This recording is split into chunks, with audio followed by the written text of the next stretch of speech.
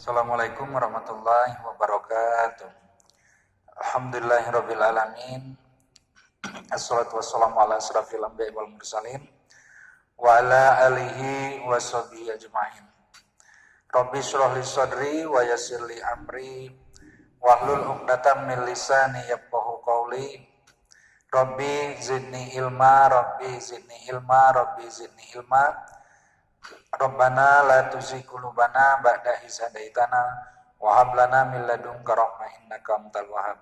Innahu min Sulaiman wa innahu bismillahirrahmanirrahim. Hadirin ibu dan bapak sekalian, kita lanjutkan kajian Quran kita siang hari ini. Kita awali dengan surat 23 ayatnya 1 sampai 11. Orang-orang yang beriman menurut Allah yang mereka itu beruntung. Subhanallah. Makanya kita ini harus selalu berjihad supaya kita termasuk orang-orang yang beriman, yang Allah katakan dalam surat ini orang-orang yang beruntung. Tentunya ada beberapa amalan supaya orang yang beriman ini dia beruntung dan dia mendapatkan warisan surga, yaitu surga Firdaus. Mari kita buka suratnya, surat 23 ayat 1. A'udzubillahi minasyaitonirrajim. Bismillahirrahmanirrahim. Qad aflahal mu'minun allazina hum fi sholatihim khashi'un wallazina hum 'anil lagwi mu'ridun wallazina hum lizzakati fa'ilun wallazina hum lifurujihim hafizun. Shadaqallahul azim. Kita lihat artinya. Allah katakan auzubillahi minasyaitonirrajim. Sungguh beruntung orang-orang yang beriman. Subhanallah. Ini yang mengatakan dia beruntung itu Allah. Allah yang mengatakan orang-orang yang beriman itu dia beruntung. Siapakah yang Allah maksud? Orang-orang yang beriman, dia yang beruntung ini.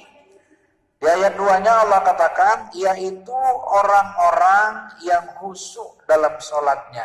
Subhanallah. Jadi, kalau kita bicara masalah khusyuk, sholat ini kan yang tahu diri kita dan Allah saja. Baru kita tahu, yang orang lain gak tahu bahwa kita sholatnya itu khusyuk atau tidak. Ini syarat yang pertama. Kemudian yang kedua, Allah katakan, dan orang-orang yang menjauhkan diri dari perbuatan dan perkataan yang tidak berguna. Jadi orang-orang yang beriman itu supaya dia beruntung, Allah katakan dia harus selalu menghindari perbuatan, perkataan yang tidak ada manfaatnya. Jadi dia nggak menyia-nyiakan waktunya. Ketika dia hadir dalam suatu majelis, tentunya yang membawa kebaikan untuk dirinya. Ketika dia pergi ke suatu tempat, tempat itu nanti yang akan memberikan manfaat untuk dirinya. Dia selalu berusaha untuk menghindari perbuatan, perkataan yang tercela, kata Allah, yang tidak berguna. Ini yang kedua. Dan yang ketiga, orang yang beriman yang beruntung ini Allah katakan orang yang selalu menunaikan zakat. Baik itu zakat tahunan yang kita keluarkan sebelum sholat Idul Fitri, setelah kita berpuasa, atau zakat infak dan sodako.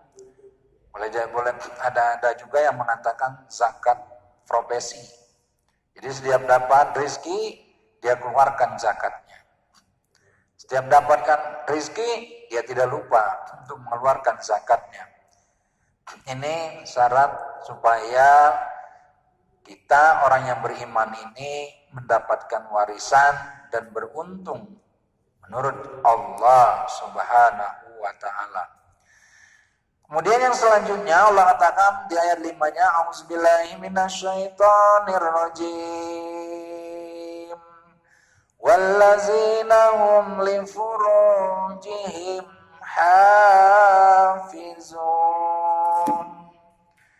Dan orang-orang yang memelihara kehormatannya, subhanallah. Orang-orang yang menjaga kehormatannya, menjaga harga dirinya, enggak dia umbar ke mana-mana.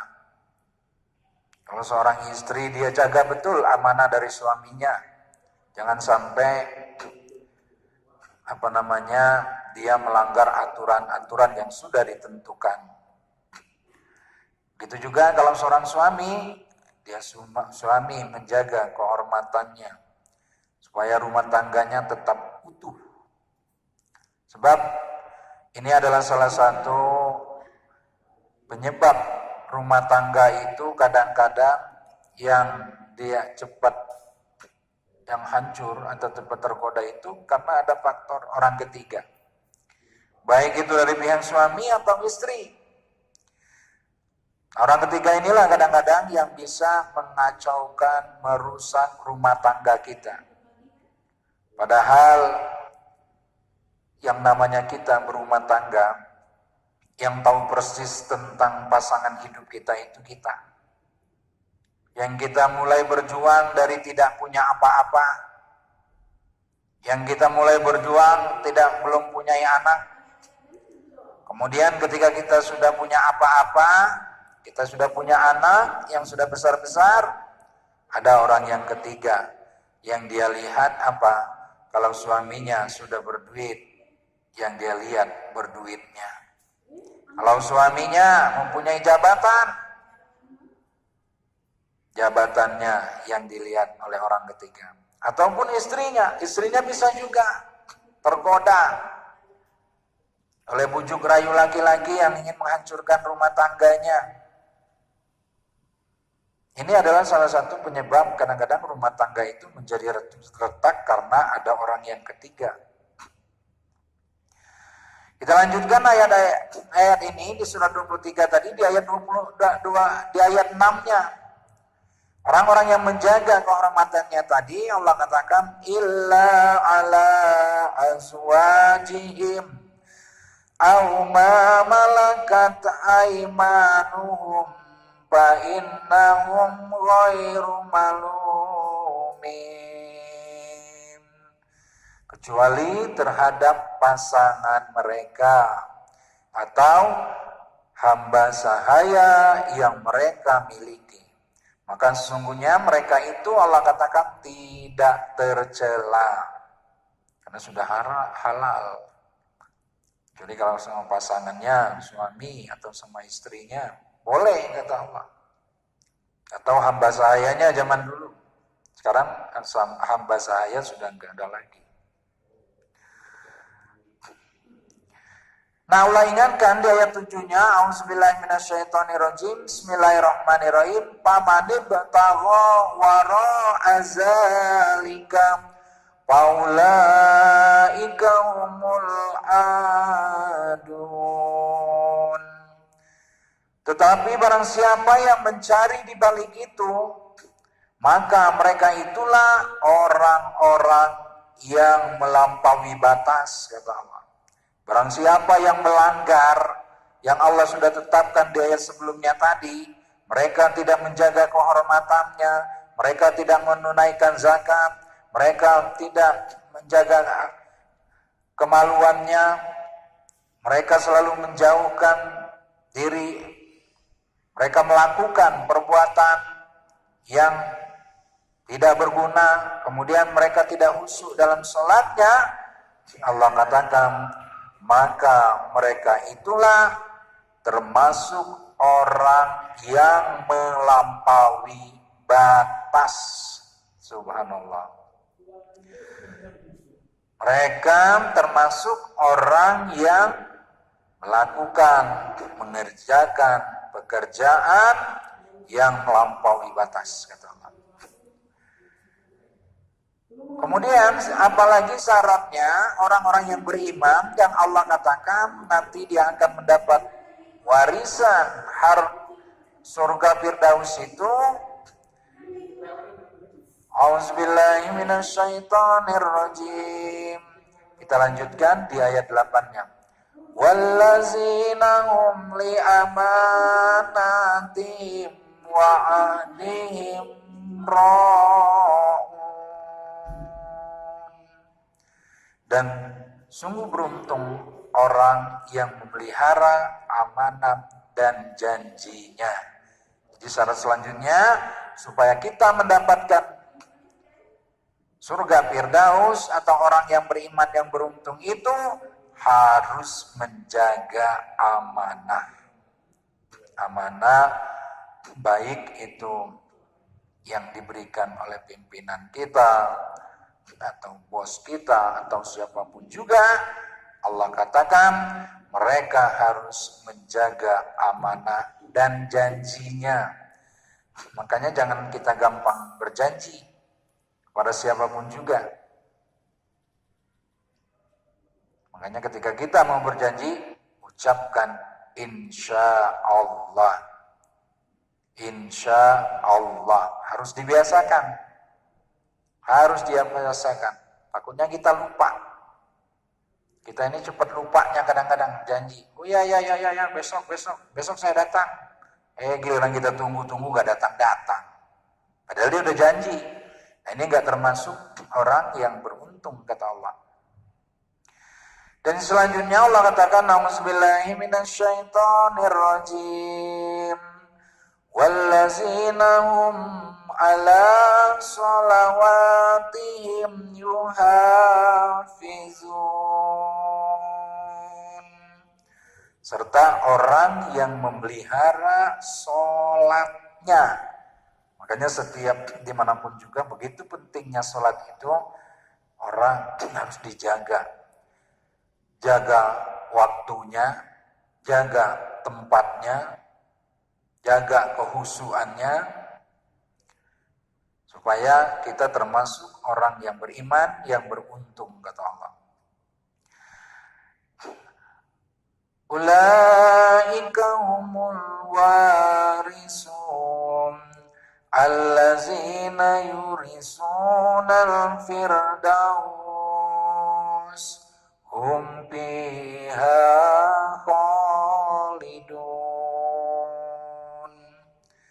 Allah katakan mereka itulah orang yang akan mewarisi, yaitu yang akan mewarisi surga Firdaus. Mereka kekal di dalamnya. Subhanallah.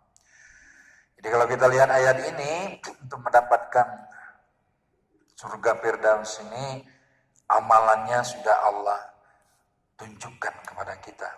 Pertama, khusyuk dalam sholatnya. Kedua, orang yang menjauhkan diri dari perkataan yang tidak berguna. Kemudian yang keempat, orang-orang yang menunaikan zakat, orang-orang yang memelihara kehormatannya. Dan yang kelima, Allah katakan, orang yang memelihara amanat dan janjinya. Yang ketujuh, orang yang memelihara sholatnya.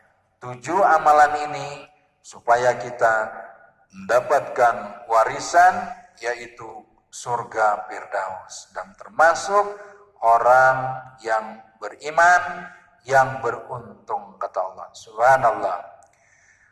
Demikian hadirin ibu dan bapak sekalian, semoga yang dikit ini bermanfaat untuk kita semuanya dan kita jadikan amalan-amalan dalam kehidupan kita supaya kita mendapatkan warisan surga Firdaus. Assalamualaikum warahmatullahi wabarakatuh.